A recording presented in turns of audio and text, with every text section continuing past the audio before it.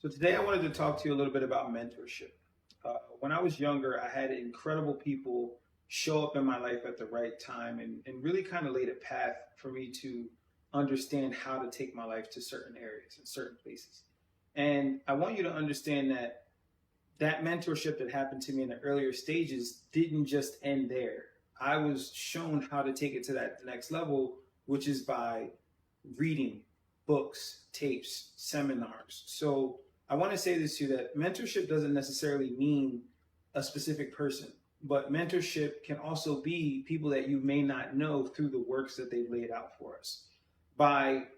being open to other people's ideas, concepts, and even journeys, it puts us in a position where we can lessen the amount of frustration, the amount of pain, and even mistakes that we can actually experience ourselves as we go through the journeys that we set forth and as we try to reach those goals that we've discussed through some of our previous videos. So be open to mentorship, be okay asking for help,